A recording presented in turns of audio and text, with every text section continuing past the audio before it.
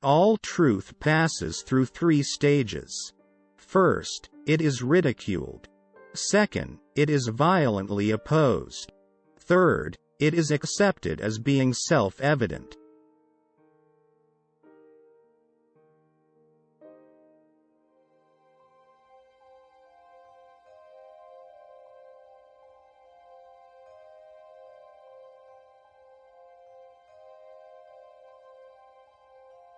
To live alone is the fate of all great souls. The doctor sees all the weakness of mankind, the lawyer all the wickedness, the theologian all the stupidity. Just remember, once you're over the hill you begin to pick up speed. Each day is a little life. Every waking and rising a little birth, every fresh morning a little youth, every going to rest and sleep a little death. The greatest of follies is to sacrifice health for any other kind of happiness. Compassion is the basis of morality. Satisfaction consists in freedom from pain, which is the positive element of life.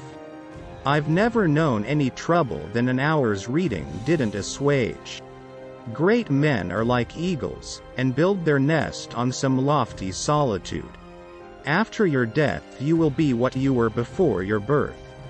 With people of limited ability, modesty is merely honesty. But with those who possess great talent it is hypocrisy. The 2 enemies of human happiness are pain and boredom. The first 40 years of life give us the text, the next 30 supply the commentary on it. Every person takes the limits of their own field of vision for the limits of the world. Change alone is eternal, perpetual, immortal. Nature shows that with the growth of intelligence comes increased capacity for pain, and it is only with the highest degree of intelligence that suffering reaches its supreme point. Every parting gives a foretaste of death, every reunion a hint of the resurrection. Friends and acquaintances are the surest passport to fortune. Honor means that a man is not exceptional. Fame, that he is. Fame is something which must be won. Honor, only something which must not be lost. It is a clear gain to sacrifice pleasure in order to avoid pain. It is in the treatment of trifles that a person shows what they are. Suffering by nature or chance never seems so painful as suffering inflicted on us by the arbitrary will of another. If we were not all so interested in ourselves, life would be so uninteresting that none of us would be able to endure it. The difficulty is to try and teach the multitude that something can be true and untrue at the same time. Rascals are always sociable, more's the pity. And the chief sign that a man has any nobility in his character is the little pleasure he takes in others' company. Sleep is the interest we have to pay on the capital which is called in at death, and the higher the rate of interest and the more regularly it is paid, the further the date of redemption is postponed.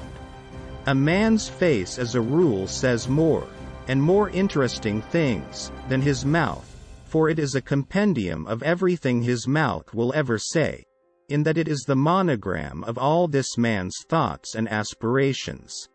If you want to know your true opinion of someone, watch the effect produced in you by the first sight of a letter from him. Talent hits a target no one else can hit. Genius hits a target no one else can see.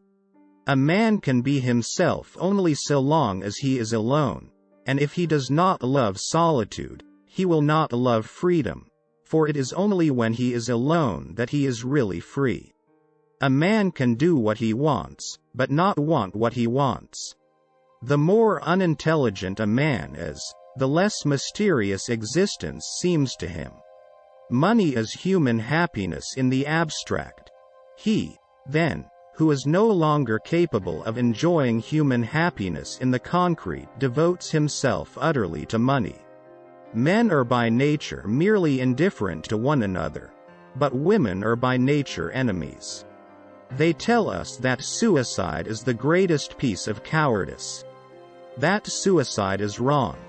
When it is quite obvious that there is nothing in the world to which every man has a more unassailable title than to his own life and person.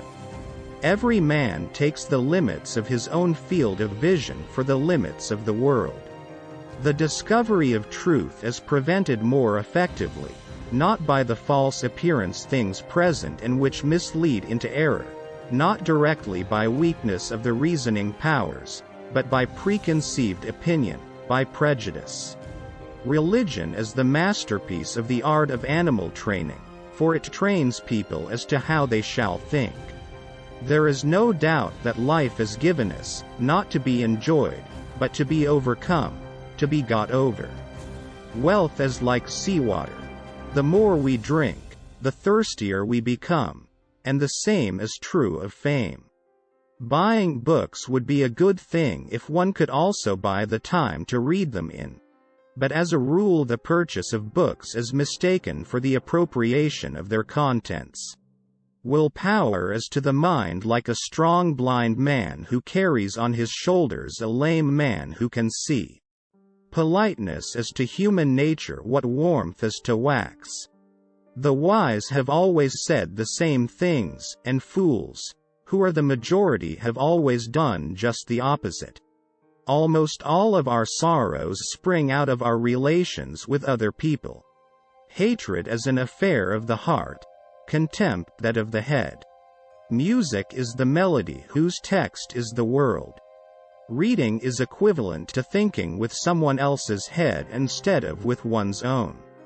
Honor has not to be won, it must only not be lost. Treat a work of art like a prince.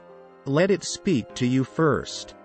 Every possession and every happiness is but lent by chance for an uncertain time, and may therefore be demanded back the next hour.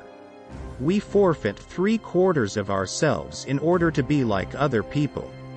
Great minds are related to the brief span of time during which they live as great buildings are to a little square in which they stand. You cannot see them in all their magnitude because you are standing too close to them. The alchemists in their search for gold discovered many other things of greater value. The fundament upon which all our knowledge and learning rests is the inexplicable. In action a great heart is the chief qualification. In work, a great head. Journalists are like dogs, whenever anything moves they begin to bark. In the sphere of thought, absurdity and perversity remain the masters of the world, and their dominion is suspended only for brief periods. In our monogamous part of the world, to marry means to have one's rights and double one's duties.